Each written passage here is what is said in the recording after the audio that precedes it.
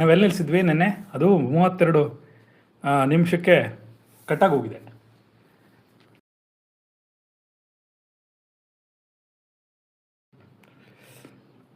ಸರಿ, ನಿನ್ನೆ 32 ನಿಮಿಷಕ್ಕೆ ಅದು ಕಟ್ಟಾಗಿ ಹೋಗಿದೆ ಅಂತ ಹೇಳ್ತಾ ಇದ್ರು. ಹಾಗೆ ಕಟ್ಟಾದರೂ ಏನು ಹೆದರ್ಕೋಬೇಡಿ, ಅದು ಕಂಟಿನ್ಯೂ ಮಾಡ್ತೀನಿ ನಾನು ಇವತ್ತು. ಹಾಂ,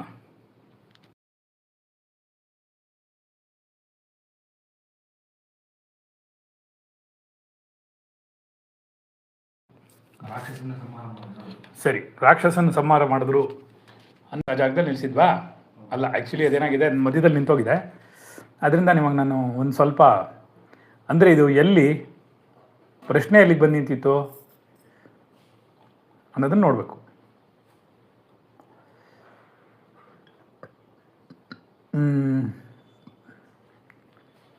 ಎಲ್ಲಿಗೆ ನಿಂತಿದೆ ಅಂತ ಯಾರು ಹೇಳ್ತೀರಾ?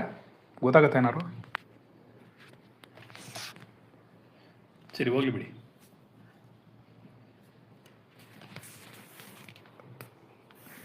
ಅರ್ಧ ಗಂಟೆ ಅಂದರೆ ಅದೇ ಪದ್ಮಪುರಾಣದಲ್ಲಿ ಒಂದು ಶ್ಲೋಕ ಇದೆ ಎಂದು ಹೇಳ್ತಾರೆ. ಆ ಶ್ಲೋಕಕ್ಕೆ ನಿಜವಾದ ಅರ್ಥ ಏನು ಅಂತ ಕೇಳ್ತಾರೆ ಇವರು. ಅದರಿಂದ ನಾವು ಅದನ್ನು ಹೇಳೋಣ, ಏನು ಹೇಳ್ತಾರೆ ಅಂತ. ಅದನ್ನೇ ನಿಲ್ಲಿಸಿದ್ವಿ. ಎಲ್ಲಿ ಬಂದಿತ್ತು? ಒಂದು ಅರ್ಧ ಗಂಟೆ ಏನಾಗಿರ್ಬೋದು, 1 ಗಂಟೆ ಮಾಡಿದ್ದೀವಿ ನಾವು. ಆದರೆ ಅರ್ಧ ಗಂಟೆ ಕಟ್ಟಾಗಿ ಹೋಗಿದೆ ಅಂತ ಹೇಳಿದರು. ಅಕಸ್ಮಾತ್ ಸಿಕ್ಕಿಲ್ಲ ಅಂದರೆ ಕಷ್ಟಪಡ್ತಾರೆ ಪಾಪ. ಸರಿ, ಇವಾಗ ಹೇಳೋಣ ಅದನ್ನು. ಎಲ್ಲಿ ನಿಲ್ಲಿಸಿದ್ವಿ ಅಂದರೆ, ನನಗೆ ಗೊತ್ತಿರೋ ಪ್ರಕಾರ ಸರಿ ಒಂದ್ಸರಿ ಓದ್ಬಿಡ್ತೀನಿ. ಅವಾಗ ಎಲ್ಲಿ ನಿಂತಿದ್ರು ನಿಮ್ಗೊಂಚೂರು ಅರ್ಥ ಆಗುತ್ತೆ, ಅವಾಗ ಸರೋಗುತ್ತೆ. ಏನು ಬಂತಿದೆ ಇಲ್ಲಿ? ಗುರು ಶಿಷ್ಯರು ಹೇಳ್ತಾರೆ. ಗುರು ಶಿಷ್ಯರು ಮಾಡ್ತಾರೆ. ಸಂವಾದ ಮಾಡ್ತಿರುವಾಗ ಏನಾಗುತ್ತೆ, ಮಾಯಾವಾದಂ ಅಸತ್ಶಾಸ್ತ್ರಂ ಅಂತ ಸ್ಟಾರ್ಟ್ ಆಗುತ್ತೆ ಒಂದು ಶ್ಲೋಕ. ಎಲ್ಲಿ? ಪದ್ಮಪುರಾಣದಲ್ಲಿ. ಆ ಪದ್ಮಪುರಾಣದಲ್ಲಿರುವಂತಹ ಶ್ಲೋಕವನ್ನು ನಾವು ಏನು ಹೇಳೋದು ಅಂತ ನೋಡ್ತಾ ಇದ್ವಿ. ಅದರ ನಿಜವಾದ ಅರ್ಥ ಏನು ಅಂತ. ಅದಕ್ಕೆ ಗುರು ಹೇಳ್ತಾರೆ, ಇದನ್ನು ಅಷ್ಟು ಬೇಗ ನೀನು ಅರ್ಥ ಮಾಡ್ಕೊಳ್ಳೋಕ್ಕಾಗಲ್ಲ. ಇದಕ್ಕೆ ನಿನಗೆ 3 ರೀತಿಯಾದಂತಹ ಮಟ್ಟಗಳಲ್ಲಿ ಅರ್ಥ ಮಾಡ್ಕೋಬೇಕು. ಇದು ಆದಿಶಂಕರಾಚಾರ್ಯರ ಅದ್ವೈತ ಸಿದ್ಧಾಂತವನ್ನು ಏನಾದರೂ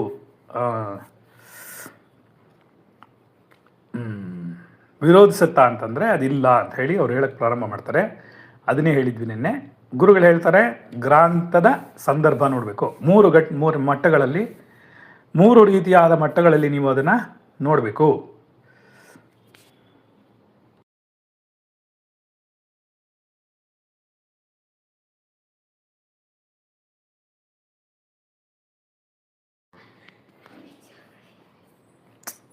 ಹಾಂ, ಸರಿ. ಹಾಗಾಗಿ ಏನಾಗುತ್ತೆ, ಗ್ರಂಥದ ಸಂದರ್ಭ, ಆ ಗ್ರಂಥವನ್ನು ಎಲ್ಲಿ ಬರೆದಿರೆ, ಯಾವ ಸಮಯದಲ್ಲಿ ಬರೆದಿರೆ, ಯಾರು ಬರೆದಿರೆ, ಎಲ್ಲಿ ಬಂತು ಅನ್ನೋದನ್ನೆಲ್ಲ ಹುಡುಕಬೇಕು. ತಾತ್ಪರ್ಯ ಬರಬೇಕು. ಅದು ತಾತ್ಪರ್ಯ ಏನು ಅಂತ ಗೊತ್ತಾಗಬೇಕು. ದಾರ್ಶನಿಕ ಅರ್ಥ ಗೊತ್ತಿರಬೇಕು. ದರ್ಶನಾರ್ಥಗಳು, ದಾರ್ಶನಿಕರು ಏನು ಹೇಳಿದ್ರು ಅದನ್ನೆಲ್ಲ ರಿಸರ್ಚ್ ಮಾಡಿರೋರು, ಅರ್ಥ ಮಾಡ್ಕೊಳ್ತಿರೋರು ಏನೆಲ್ಲ ಹೇಳ್ತಾರೆ ಅನ್ನೋದನ್ನು ನಾವು ಸರಿಯಾಗಿ ಅರ್ಥ ಮಾಡ್ಕೊಂಡು ಮಾತ್ರನೇ ಮುಂದಕ್ಕೆ ಹೋಗಬೇಕು ಅಂತ ಹೇಳ್ತಿದ್ರು.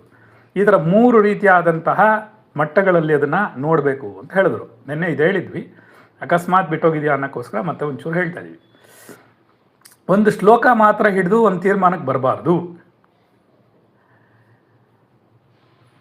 ಶಿಷ್ಯ ಕೇಳ್ತಾನೆ, ಗುರುಗಳೇ ಮೊದಲು ಇದನ್ನು ಸರಳವಾಗಿ ಹೇಳಿ ನಮಗೆ. ಈ ಸರಳವಾಗಿ ಹೇಳದೇ ಇದ್ದರೆ ನಮ್ಗೆ ಕಷ್ಟ ಆಗುತ್ತೆ. ನಮಗೆ ಶ್ಲೋಕ ಆಗಲಿ ಇದಾಗಲಿ ಏನೂ ಅರ್ಥ ಆಗೋದಿಲ್ಲ ಸರಿ. ಅದಕ್ಕೆ ನೀವೇನು ಹೇಳಿ ಅಂದರೆ, ಮಾಯಾವಾದವು ಸರಳ ಅರ್ಥ ಹೀಗಿದೆ. ಗುರುಗಳು ಹೇಳ್ತಾರೆ, ಸರಳ ಅರ್ಥ ಹೀಗಿದೆ, ಮಾಯಾವಾದವು ಅಸತ್ಶಾಸ್ತ್ರವಾಗಿದೆ, ಶಾಸ್ತ್ರಸಮ್ಮತವಾಗಿಲ್ಲ ಅಂತ ಹೇಳ್ತಾರೆ. ಕಲಿಯುಗದಲ್ಲಿ ನಾನು ಮತ್ತು ಅದು ಗುಪ್ತ ಬೌದ್ಧ ಮತವಾಗಿದೆ ಅಂತ ಹೇಳ್ತಾರೆ. ಅದರ ಅರ್ಥ ಕೊಟ್ಟಿರೋದು, ಶ್ಲೋಕದ ಅರ್ಥ ಹೇಳ್ತಿದ್ರು ಅವರು. ಕಲಿಯುಗದಲ್ಲಿ ನಾನು ಬ್ರಾಹ್ಮಣ ರೂಪದಲ್ಲಿ ಬಂದು ಪ್ರಸಾರ ಮಾಡಿದ್ದೇನೆ ಅಂತ ಹೇಳ್ತಾರೆ. ಇದು ಆದರೆ ಇದು ಮಾತ್ರ ಸಾಕಾಗೋದಿಲ್ಲ. ಅದಕ್ಕೆ ಏನಾಗುತ್ತೆ ಅಂದರೆ ಸಂದರ್ಭ ಮುಖ್ಯ. ಯಾವ ಸಂದರ್ಭದಲ್ಲಿ ಹೇಳಿದ್ರು, ಯಾರಿಗೆ ಹೇಳಿದ್ರು, ಯಾವ ರೀತಿಯಲ್ಲಿ ಹೇಳಿದ್ರು ಅನ್ನೋದನ್ನೆಲ್ಲ ನಾವು ಸರಿಯಾಗಿ ಅರ್ಥ ಮಾಡಿಕೊಂಡ್ರೆ ಮಾತ್ರನೇ ಅದರ ಒಳ ಅರ್ಥಗಳು ಗೊತ್ತಾಗುತ್ತೆ ಅಂತ ಅವ್ರು ಹೇಳ್ತಾ ಇದ್ದಾರೆ. ಏನೋ ಗೊತ್ತಾಗ್ತಿದ್ದೇನಾರು? ಕೇಳಿಸ್ತಾ ಇದ್ದಾರೆ ಅಂತೆ. ಸೊ ಆಟೋಮೆಟಿಕ್ ಟ್ರಾನ್ಸ್ಲೇಷನ್ ಇದೆಯಾ, ಏನೋ ಮಾಡ್ತಾ ಇದೆ ಇದು. ಸರಿ, ಮುಂದಕ್ಕೆ ಹೋಗೋಣ ಹಾಗಾದ್ರೆ. ಇದನ್ನೇನು ಹೇಳ್ತಾರೆ ಅಂದರೆ, ಸಂದರ್ಭ ಏನು ಅಂತ ಕೇಳಿದ್ರೆ, ಈ ಶ್ಲೋಕ ಸಾಮಾನ್ಯವಾಗಿ ಪದ್ಮಪುರಾಣದಲ್ಲಿ ಉತ್ತರಾಖಂಡದ ಶಿವಪಾರ್ವತಿ ಒಂದು ಸಂವಾದದಲ್ಲಿ ಹೇಳಲಾಗುತ್ತೆ.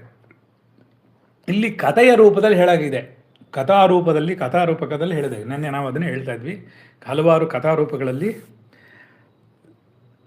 ಬರ್ತಿತ್ತು, ಕಥೆಯ ರೂಪದಲ್ಲಿ ಹೇಳ್ತಾ ಇದ್ರು, ಅದನ್ನೇ ಪುರಾಣಗಳು ಅಂತಾರೆ.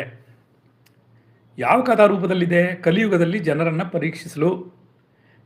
ಪರೀಕ್ಷಿಸಿ ಮಾಡ್ಕೋ, ಜನಗಳು ಹೇಗಿದ್ದಾರೆ, ಅವ್ರ ಚಿಂತನೆಗಳು ಹೇಗೆ ಬೆಳೀತಾ ಇದೆ, ಅವ್ರ ಚಿಂತನೆಗಳಲ್ಲಿ ಏನು ವ್ಯತ್ಯಾಸಗಳಾಗಿದೆ,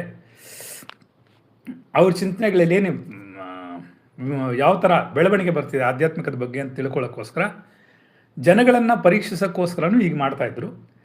ಅಸುರ ಸ್ವಭಾವವನ್ನು ಮೋಹಗೊಳಿಸಲು ನಿನ್ನೆ ಹೇಳಿದ್ವಿ ನಾವು ಇದು. ಸೊ ಅದು ಕಟ್ಟಾಗ್ಬಿಟ್ಟಿರೋದನ್ನ ಮತ್ತೊಂದು ಸರಿ ಹೇಳ್ತೀವಿ.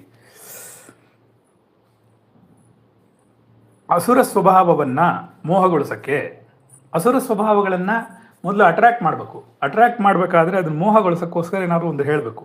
ಅದಕ್ಕೋಸ್ಕರ ಈ ಥರ ಹೇಳೋಕ್ಕೂ ಚಾನ್ಸಸ್ ಆಗಿದೆ ಅಂತ ಹೇಳ್ತಾರೆ. ಅಸುರ ಸ್ವಭಾವದರನ್ನು ಅಂದರೆ ದುಷ್ಟರನ್ನು, ಗೊತ್ತಿಲ್ಲದೆ ಇರೋರನ್ನು, ಇವ್ರನ್ನೆಲ್ಲ ಏನು ಮಾಡ್ಬೋದು, ಅದನ್ನು ಸರಿಪಡಿಸೋಕ್ಕೋಸ್ಕರ, ಮೋಹಗೊಳಿಸೋಕ್ಕೋಸ್ಕರ ಹೇಳಿರ್ಬೋದು. ಕೆಲವು ಮೋಹಕರ ತತ್ವಗಳನ್ನು ಪ್ರಸಾರವಾಗ್ತಿತ್ತು. ತುಂಬ ಚೆನ್ನಾಗಿದೆ ನೋಡಿ, ಈ ಥರ ಶೈಲಿಯಲ್ಲಿ ಹೇಳಿದ್ರೆ ಚೆನ್ನಾಗಿರುತ್ತೆ, ಆ ಥರ ಶೈಲಿಯಲ್ಲಿ ಹೇಳಿದ್ರೆ ಚೆನ್ನಾಗಿರುತ್ತೆ, ಹೀಗೆ ಮಾಡಿದ್ರೆ ಚೆನ್ನಾಗಿರುತ್ತೆ, ಇದು ಬಹಳ ಇದಾಗ್ಬಿಡುತ್ತೆ. ಇವಾಗ ಆಧ್ಯಾತ್ಮಿಕ ಸಾಧನೆಗಳನ್ನು ಮಾಡುವಾಗ ನೋಡಿ, ಈ ಸಿದ್ಧಿಗಳು ಬರುತ್ತೆ, ನೀರ ಮೇಲೆ ನಡ್ಕೊಂಡು ಹೋಗ್ಬೋದು, ಅಲ್ಲಿ ತೇಲ್ಬೋದು, ಇಲ್ಲಿ ಗಾಳಿಯಲ್ಲಿ ಹಾರ್ಕೊಂಡು ಹೋಗ್ಬೋದು, ಇಂತೆಲ್ಲ ಹೇಳ್ತಿದ್ರು. ಅದೆಲ್ಲ ಎಷ್ಟೋ ಜನ ಮಾಡಿ ತೋರಿಸಿರುವಂತಹ ಸಂತರು, ಸಾಧುಗಳು, ಎಲ್ಲರೂ, ಸನ್ಯಾಸಿಗಳೆಲ್ಲರೂ ಇದ್ದಾರೆ, ಇಲ್ಲ ಅಂತಲ್ಲ. ಸಿದ್ಧಪುರುಷರು, ಆ ಸಿದ್ಧಪುರುಷರು ಇರೋದ್ರಿಂದ ಇದೆಲ್ಲ ಬಂದಿದೆ, ಅವರೆಲ್ಲ ಮಾಡಿ ತೋರಿಸಿದ್ದಾರೆ, ಇಲ್ಲ ಅಂತಲ್ಲ. ಆದರೆ ಅದರಲ್ಲಿ ಆಸಕ್ತಿ ಬರಲಿ ಅಂತ ಕೂಡ ಹೇಳ್ತಾ ಇದ್ರು. ಆ ಥರನೂ ತೋರ್ಸೋಕ್ಕಾಗತ್ತೆ, ಅಂದರೆ ಆ ಥರನೂ ಬಿಂಬಿಸೋಕ್ಕಾಗತ್ತೆ. ಗೊತ್ತಾಗ್ತಿದ್ಯಾ? ಸರಿ, ಅದಕ್ಕೆ ಅವ್ರೇನು ಹೇಳ್ತಾರೆ, ಗುರು ಹೇಳ್ತಾರೆ, ಇದನ್ನು ಲಿಟರಲ್ ಹಿಸ್ಟ್ರಿ, ಯಾವುದೋ ಶಾಸನ ಬರೆದಿಟ್ಟಿದೆ, ಎಲ್ಲೋ ಒಂದು ಕಡೆ ಬರೆದಿಟ್ಟಿದ್ದಾರೆ ಅನ್ನೋ ರೀತಿಯಲ್ಲಿ ಅದನ್ನು ತೊಗೊಂಡು ಹೇಳೋಕ್ಕಾಗೋದಿಲ್ಲ ನಮಗೆ. ಬರೆದಿಟ್ಟಿರೋಂತಹ ಸಮಯದಲ್ಲಿ ಇದನ್ನು ಬರೆದಿಟ್ಬಿಟ್ಟು ಶಾಸನ ರೂಪದಲ್ಲಿ ಬರೆದಿಟ್ಟಕ್ಕೆ ಚಾನ್ಸ್ ಇಲ್ಲ.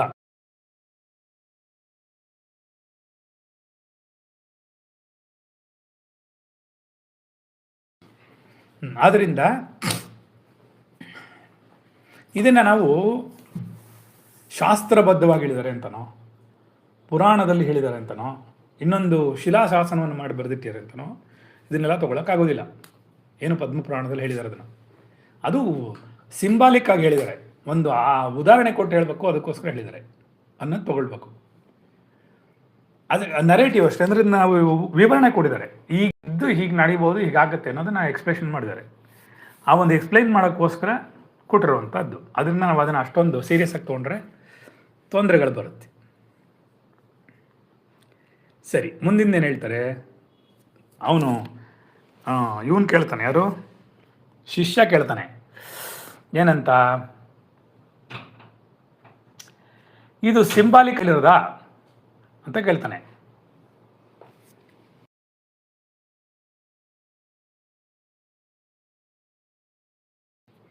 ಹಾಗಾಗಿ ಅವನು ಕೇಳ್ತಾನೆ, ಇದೇನಾದರೂ ಸಿಂಬಾಲಿಕ್ ನೆರೇಟಿವಾ, ಅಥವಾ ಅದು ಸುಮ್ಮನೆ ಸಾಂಕೇತಿಕವಾಗಿ ಒಬ್ರಿಗೆ ಅರ್ಥ ಆಗಲಿ ಅನ್ನೋಕ್ಕೋಸ್ಕರ ಏನಾರು ಮಾಡಿ ಹೇಳಿದಾರ ಅಂತ ಕೇಳ್ತಾನೆ. ಅವಾಗೇನಾಗುತ್ತೆ ಅಂದರೆ, ಹೌದು ಶಿಷ್ಯನೇ, ಪುರಾಣಗಳು ಕಥಾರೂಪದಲ್ಲಿ ತತ್ವ ಹೇಳುತ್ತದೆ, ಕೆಲವೊಮ್ಮೆ ಇತರ ಮತಗಳನ್ನು ವಿಮರ್ಶಿಸುತ್ತೆ, ಧರ್ಮವನ್ನು ಕಾಪಾಡಲು ಅತಿಶಯೋಕ್ತಿಯನ್ನು ಬಳಸ್ತಾರೆ. ಇಲ್ಲಿಗೆ ಬಂದು ನಿಲ್ಲಿಸಿದ್ವಿ ಅನ್ಸುತ್ತೆ. ಹೀಗಾಗಿ ಶ್ಲೋಕದ ಭಾಷೆ ತೀಕ್ಷ್ಣವಾಗಿರ್ಬೋದು. ಏನು ಹೇಳ್ತಾರೆ ಹಾಗಾದರೆ, ಅವ್ರು ಏನು ಮಾಡ್ತಿದ್ರು, ಪುರಾಣಗಳೆಲ್ಲ ಏನು ಕಥಾರೂಪದಲ್ಲಿ ಹೇಳುತ್ತೆ, ತತ್ವವನ್ನೇ ಹೇಳುತ್ತೆ, ಅಸತ್ಯವನ್ನು ಹೇಳ್ತಿಲ್ಲ, ಅದು ತತ್ವವನ್ನೇ ತತ್ವದನ್ನೇ ಹೇಳುತ್ತೆ, ಆದರೆ ಕಥಾರೂಪದಲ್ಲಿ ಹೇಳುತ್ತೆ.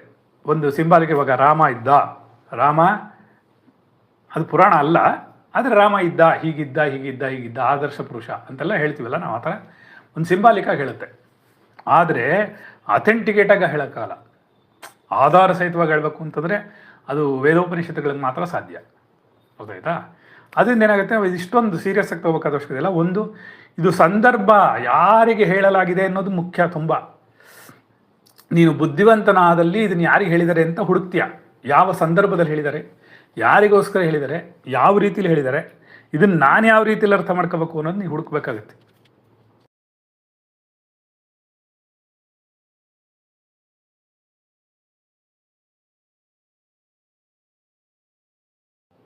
ಒಂದು ನಿಮಿಷ ಆಗೇ ರೀ.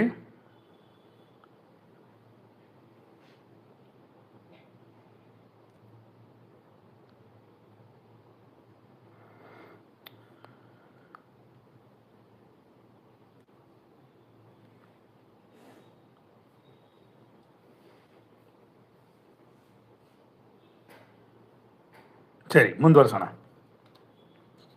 ಹಾಗಾದ್ರಿಂದ ಏನಾಗುತ್ತೆ, ನಾವು ಇಲ್ಲಿ ತತ್ವವನ್ನು ಅದನ್ನೇ ಹೇಳುತ್ತೆ, ಕಥಾರೂಪದಲ್ಲಿ ತತ್ವ ಹೇಳುತ್ತೆ. ಕೆಲವೊಮ್ಮೆ ಇತರ ಮತಗಳನ್ನು ವಿಮರ್ಶಿಸುವ ಧರ್ಮವನ್ನು ಕಾಪಾಡಲು ಅತಿಶಯೋಕ್ತಿಯನ್ನು ಬಳಸಲಾಗುತ್ತೆ. ಈಗ ಯಾವುದೋ ಒಂದು ಧರ್ಮ ಅಳಿದೋಗ್ತಿದೆ. ಇವಾಗ ನಮ್ಮ ಸನಾತನ ಧರ್ಮವನ್ನು ಅಳಿಸ್ಬೇಕು ಅಂತ ಬೇಕಾಷ್ಟು ಬೇರೆ ಬೇರೆ ಧರ್ಮಗಳು ಬಂತು, ಇನ್ನೊಂದು ಬಂತು, ಅದೊಂದು ಬಂತು, ಕಾಲಕ್ಕೆ ಬರ್ತಾನೆ ಇದೆ. ಆದರೆ ಅದನ್ನು ಉಳಿಸ್ಬೇಕು ಅಂತಂದಾಗ ಅದ್ರ ಬಗ್ಗೆ ನಾವು ಅತಿಶಯೋಕ್ತಿಗಳನ್ನು ಉಪಯೋಗಿಸ್ಬೇಕಾದ ಅವಶ್ಯಕತೆ ಬರುತ್ತೆ. ಇಲ್ಲಪ್ಪ ಆಗಲ್ಲಪ್ಪ, ಇವಾಗ ಎಷ್ಟೋ ಧರ್ಮಗಳು ಅಳಿದೋಗ್ತಿದೆ, ಇಲ್ಲಪ್ಪ ಅದನ್ನೇ ಹೇಳಿ. ಇವಾಗ ನಾವು ಹೇಳ್ತೀವಿ, ಹೀಗೆ ಹೇಳ್ತಾ ಇದ್ರು, ಆ ಧರ್ಮ ಹೇಳ್ತಿತ್ತು, ಈ ಧರ್ಮ ಹೇಳ್ತಿತ್ತು, ಹೀಗೆ ನಡೀತಿತ್ತು, ಹಾಗೆ ನಡೀತಿತ್ತು ಅಂತೆಲ್ಲ ಹೇಳ್ತೀವಿ. ಯಾಕೆ ಹೇಳ್ತೀವಿ ಅಂದರೆ,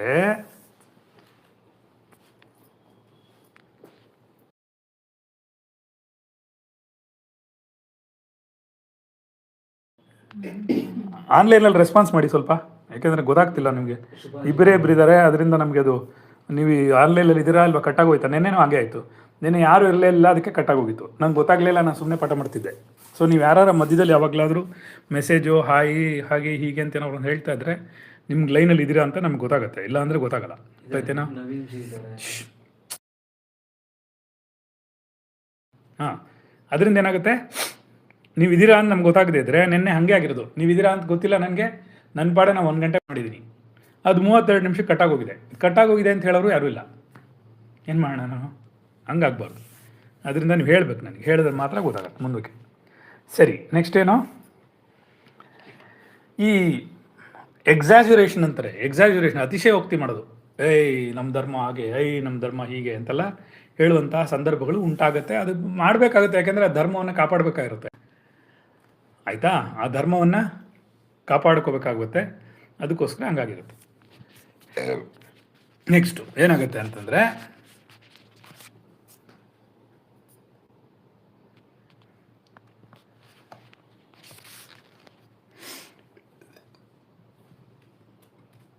ಹೀಗಾಗಿ ಶ್ಲೋಕದ ಭಾಷೆ ಸ್ವಲ್ಪ ತೀಕ್ಷ್ಣವಾಗುತ್ತೆ. ಧರ್ಮವನ್ನು ಇನ್ನೊಂದೇನು ಮಾಡುತ್ತೆ ಅಂದರೆ, ಹಲವಾರು ಬಾರಿ ಒಂದು ಧರ್ಮಗಳನ್ನು ವಿಶ್ಲೇಷಣೆ ಮಾಡುತ್ತೆ. ಇದು ಸರಿನಾ, ಅದು ಸರಿನಾ, ಅದು ತಪ್ಪ, ಇದು ಸರಿನಾ, ಹಾಗೆ ಹೀಗೆ ಅಂತ ಹೇಳಿದಾಗ ಹಲವಾರು ಮಾರ್ಗಗಳಲ್ಲಿ ಅಥವಾ ಹಲವಾರು ಸಂದರ್ಭಗಳಲ್ಲಿ ಏನು ಮಾಡ್ತಾರೆ ಅಂದರೆ, ಶ್ಲೋಕದ ತೀಕ್ಷ್ಣತೆ ಹೆಚ್ಚಿಸ್ಬಿಡ್ತಾರೆ. ನಾವಿವಾಗ ಒಬ್ಬನ ಹೊಗಳಬೇಕು ಅಂದರೆ ಎಕ್ಸಾಜರೇಟ್ ಮಾಡಿಬಿಡ್ತೀವಿ, ಒಬ್ಬನ ಬೈಬೇಕು ಅಂದರೆ ಏನಾದ್ರು ಒಂದು ಅವನ ಮೇಲೆ ಕೋಪ ಬಂದಂಗೆ ಎಲ್ಲ ಮಾಡಿಟ್ಬಿಡ್ತೀವಿ ಅಲ್ವಾ? ಸತ್ಯ ತಾನೇ? ಅರ್ಥ ಆಗ್ತಿದೆ ಏನಾರು? 1 ನಿಮಿಷ, ಏನೋ ಪ್ರಾಬ್ಲಮ್ ತಿರುಗಿ ಇದ್ರದ್ದು. ನಾಳೆ ಇದ್ರಲ್ಲಿ ಸರಿ ಮಾಡ್ತೀವಿ, ಒಂದು ಸ್ವಲ್ಪ ಇರಿ. ಇದು ಕಟ್ ಮಾಡ್ತೀನಿ, ಇನ್ನೊಂದು ಲೈನ್ ಕಳಿಸ್ತೀನಿ, ಅದ್ರಲ್ಲಿ ಬನ್ನಿ.